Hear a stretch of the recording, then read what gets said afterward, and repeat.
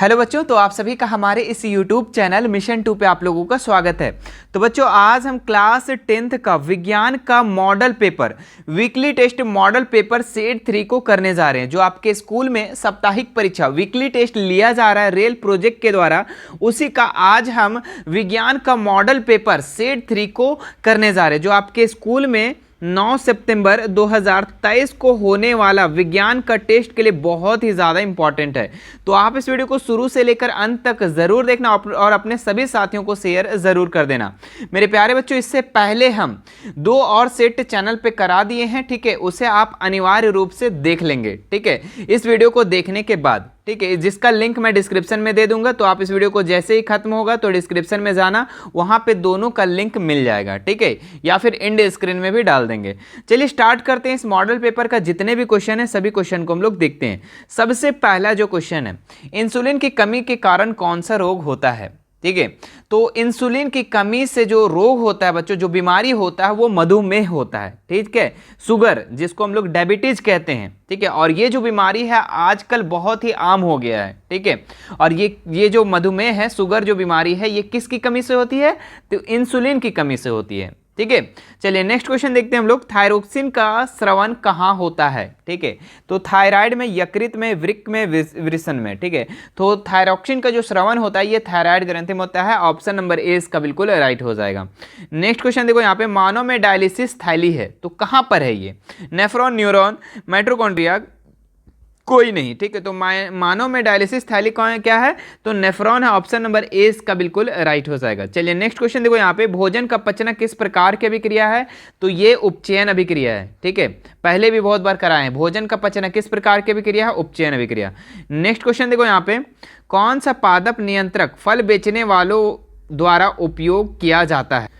तो इसका जो राइट आंसर हो जाएगा एथाइलिन, ठीक है, option number C. Next question देखो, यहाँ पे वह संरचना जो उद्दीपन की पहचान कराती है, ठीक है। तो ग्राही, प्रभावक, उत्तरदायित्व, बेचैनी, ठीक है। तो ग्राही जो है बच्चों ये उद्दीपन को पहचान कराती है। ऑप्शन नंबर ए इसका बिल्कुल राइट हो जाएगा। गवाइटर अथवा घेंघा पनपता है, ठीक है, जैसे कि गर्दन में जो फूल जाता है ना, गर्दन के पास घेंघा बीमारी के कारण, तो वो किसके कारण होता है? चीनी की कमी कारण, आयोडीन की कमी से, या फिर रक्त की कमी से, मोटापा के कारण? तो आयोडीन की कमी से, ठीक है। आयोडीन की कमी से क्या होता है? घेंघा बीमारी होता है, गवाइटर हो जाता है, जो गर्दन फूल जाता है। किसी का बूढ़ा बुजुर्ग लोग को देखे होंगे जिनका गला फूल जाता है, कैसे? उसमें घेंघा बीमारी हो गया है, ठीक है, आयोडीन की कमी के कारण। नेक्स्ट क्वेश्चन देखो, यहाँ पे निम्नलिखित में कौन सी एक अंतःस्रावी और बाह्य ग्रंथि 2 प्रकार की होती है, ठीक है। तो अग्नाशय, ठीक है, इसका जो राइट आंसर हो जाएगा अग्नाशय। अग्नाशय है जो ये 2 प्रकार के अंतःस्रावी और बाह्य स्रावी ग्रंथि, ठीक है। नेक्स्ट क्वेश्चन देखो, यहाँ पे कौन सी अंतःस्रावी ग्रंथि वृक्क के दोनों और ऊपर स्थित होती है? तो कौन सा जो होता है बच्चों, जो अंतःस्रावी ग्रंथि और वृक्क के ऊपर, किडनी के ऊपर जो होता है वो क्या होता है, ठीक है।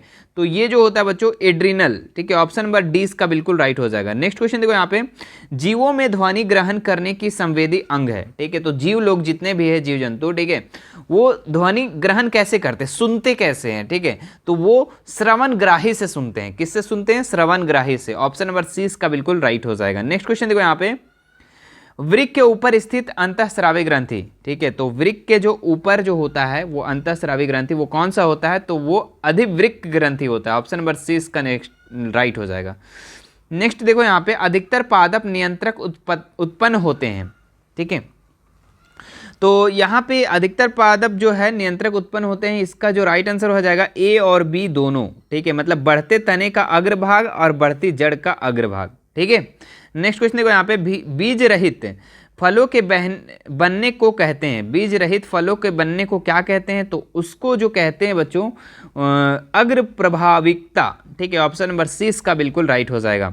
नेक्स्ट यहाँ पे देखो, निम्नलिखित में कौन सा पादप हार्मोन है? तो कौन सा पादप हार्मोन है?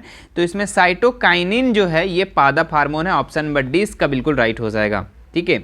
नेक्स्ट यहाँ पे देखो, 2 तंत्रिका कोशिका के मध्य खाली स्थान को कहते हैं, ठीक है। तो इसको कहते हैं सिनेप्स। क्या कहते हैं? सिनेप्स, ठीक है, सिनेटिक दरार भी बोलते हैं इसको, सिनेप्स भी बोलते हैं। तो आप याद रखेंगे, दो तंत्रिका कोशिका के मध्य जो खाली स्थान होता है, रिक्त स्थान होता है, उसको हम लोग क्या कहते हैं, सिनेप्स कहते हैं। नेक्स्ट यहाँ पे देखो, मस्तिष्क उत्तरदायी है, तो ये किस लिए उत्तरदायी है, जो दिमाग है ना, वो किस लिए उत्तरदायी, सोचने के लिए, हाँ सही है, हृदय स्पंदन के लिए भी सही है, शरीर में संतुलन बनाने के लिए ये भी सही है। तो ऑप्शन नंबर डी इसका बिल्कुल राइट हो जाएगा, इनमें से सभी, उपरोक्त सभी। ठीक है, तो ये था बच्चों आप लोगों का 16 क्वेश्चन। अब हम कुछ एक्स्ट्रा क्वेश्चन भी करवाएंगे। ठीक है, एक्स्ट्रा क्वेश्चन भी हम लोग करवाने वाले हैं, और हर सेट में जिस तरीके से हम लोग पिछले सेट में भी, सेट 1 और सेट 2 में भी एडिशनल क्वेश्चन किए थे, एक्स्ट्रा प्रैक्टिस क्वेश्चन किए थे, तो इस सेट में भी हम एक्स्ट्रा क्वेश्चन को भी करवाएंगे। ठीक है, ताकि आपकी प्रैक्टिस अच्छा हो और टेस्ट आप लोग का अच्छा जाए। बच्चों आप लोग सेट 1 और सेट 2 को जरूर अच्छे से देख लेना। ठीक है, सेट 1 और सेट 2, चूंकि हर सेट जो है एक दूसरे से रिलेटेड है। ठीक है, चूंकि इसमें सारे बायोलॉजी का डाला हुआ है, तो उसमें फिजिक्स और केमिस्ट्री का डाला हुआ है, तो ध्यान रखना इस बात का। चलिए हम लोग कुछ इसका एक्स्ट्रा क्वेश्चन है वो भी कर लेंगे, और ये काफी इंपॉर्टेंट क्वेश्चन होगा। ये है आपका एक्स्ट्रा प्रैक्टिस क्वेश्चन। देखिए इसका सबसे जो पहला क्वेश्चन दिया हुआ है, क्या है, नेत्र गोलक की आकृति है। तो नेत्र गोलक की आकृति जो होती है बच्चों, ये गोलाकार होती है, लगभग में गोलाकार। ऑप्शन नंबर सी इसका बिल्कुल राइट हो जाएगा। नेक्स्ट देखो यहाँ पे, अवतल लेंस द्वारा किस दृष्टि दोष को दूर किया जाता है। ठीक है, तो अवतल लेंस से निकट दृष्टि दोष को दूर किया जाता है, आप याद रखेंगे, और उत्तल लेंस से बच्चों दीर्घ दृष्टि दोष को, दोनों चीज को अच्छे से आप याद रखेंगे। नेक्स्ट देखो यहाँ पे, विद्युत आवेश का एसआई मात्रक क्या है। तो विद्युत आवेश का जो एसआई मात्रक है ये कूलॉम है। ठीक है, तो आप ऑप्शन नंबर ए इसका बिल्कुल राइट हो जाएगा। नेक्स्ट यहाँ पे देखो, निर्वात में प्रकाश की चाल होती है। तो निर्वात में जो है प्रकाश की चाल 3 × 10⁸ मीटर पर सेकेंड, 3 × 10⁸ मीटर पर सेकेंड इसका राइट आंसर हो जाएगा। ऑप्शन नंबर ए इसका बिल्कुल सही हो जाएगा। नेक्स्ट यहाँ देखो, लेंस की क्षमता का एसआई मात्रक है। ठीक है, तो लेंस का क्षमता का एसआई मात्रक डायोप्टर होता है। हाँ, आगे देखो यहाँ पे, यदि प्रतिरोध 2 गुना कर दिया जाए तो परिपथ में परिवाहित धारा का मान क्या होगी। ठीक है, तो अगर प्रतिरोध को 2 गुना कर देते हैं हम, तो परिपथ में प्रवाहित धारा जो हो जाएगा वो आधा हो जाएगा बच्चों। क्या हो जाएगा, वो आधा हो जाएगा। ऑप्शन नंबर बी इसका बिल्कुल राइट हो जाएगा।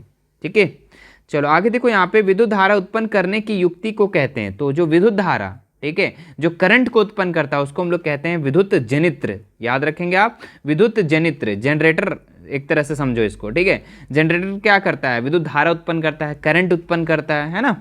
यहाँ नेक्स्ट देखो, विद्युत धारा उत्पन्न करता है। ठीक है, तो यहाँ पे विद्युत धारा उत्पन्न करने की युक्ति, तो हम लोग जो मशीन है उसको हम लोग विद्युत जनित्र कहते हैं, लेकिन विद्युत धारा जो है वो क्या उत्पन्न करता है, तो ये चुंबकीय क्षेत्र उत्पन्न करता है बच्चों। ठीक है, आप याद रखेंगे, ऑप्शन नंबर 20 का बिल्कुल राइट हो जाएगा। आंख के रंगीन भाग को क्या कहते हैं, तो इसको आइरिस कहते हैं, परितारिका। ऑप्शन नंबर 20 का बिल्कुल राइट हो जाएगा। सामान्य नेत्र का दूर बिंदु क्या है, तो सामान्य नेत्र है ना, जो एक स्वस्थ व्यक्ति है उसका नेत्र का दूर बिंदु कितना होगा, तो दूर बिंदु अनंत होगा, याद रखेंगे आप। ठीक है, ऑप्शन नंबर डी। और अगर बोला नजदीक बिंदु या निकट बिंदु, इस तरह पूछा कि सामान्य नेत्र का निकट बिंदु, तो वो आपका 25 सेंटीमीटर होगा। तो आप याद रखेंगे, अगर दूर बिंदु पूछा तो अनंत, और निकट बिंदु पूछा तो 25 सेंटीमीटर।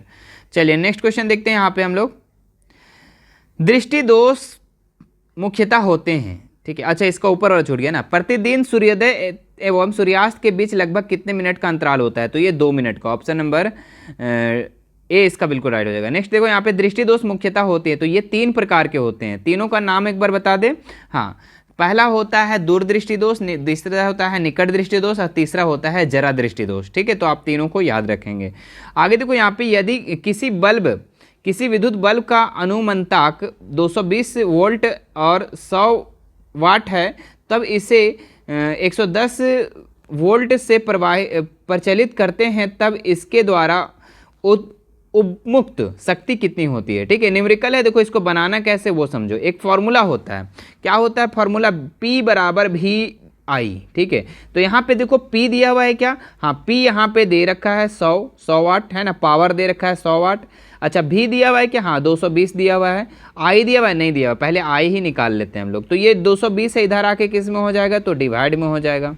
ठीक है, और यहाँ पे क्या बचा, I बचा, काट देंगे। हाँ, तो कितना हो जाएगा, 5 दूनी 10, 11 दूनी 22, ठीक है, मतलब आई का मान 5/11 निकल गया।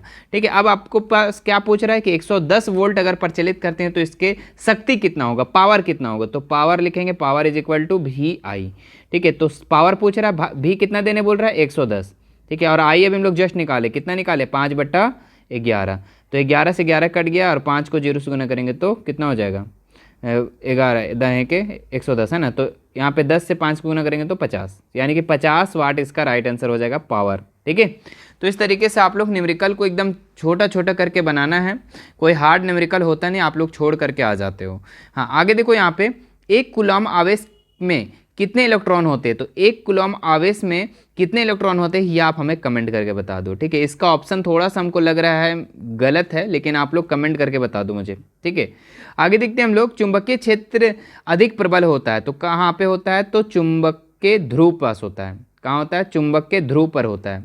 चलिए नेक्स्ट क्वेश्चन देखते हैं यहाँ पे, नेत्र द्वारा रेटिना पर किसी वस्तु का कैसा प्रतिबिंब बनता है, तो ये बनता है वास्तविक एवं उल्टा, है ना। मानव के आंख पर जो रेटिना पर जो प्रतिबिंब बनता है ना, जो फिगर बनता है, इमेज बनता है, वो वास्तविक एवं उल्टा बनता है।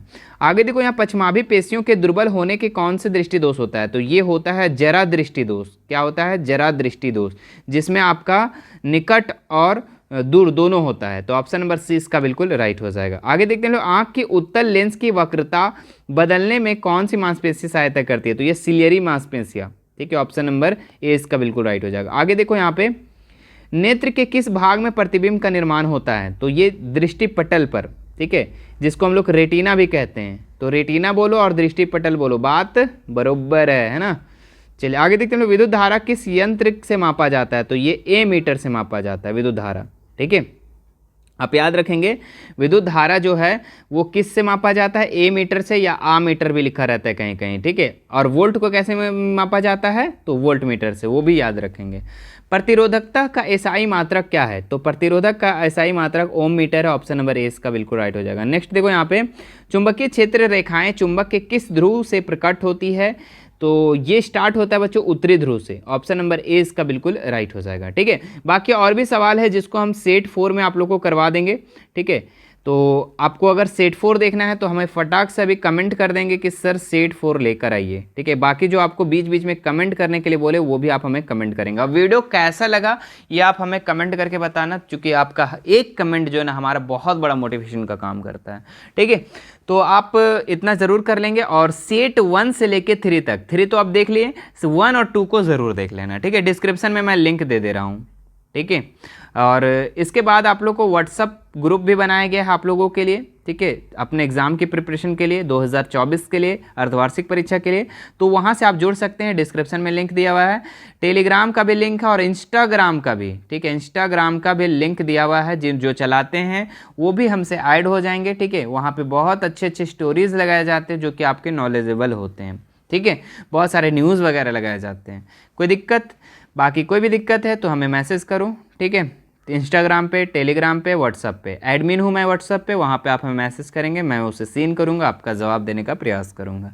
चलिए फिर, बाकी अगर चैनल पे नए होंगे तो सब्सक्राइब कर दो। ठीक है, कूद पड़ो, दौड़ पड़ो सब्सक्राइब वाले बटन पर, और उसके बाद घंटी का बटन आएगा उसको भी दबा लेना। ठीक है, ताकि जैसे ही नया वीडियो आएगा तो आपके पास सबसे पहले नोटिफिकेशन जाएगा। ठीक है, चलिए फिर मिलते हैं नेक्स्ट वीडियो में। Thank you so much.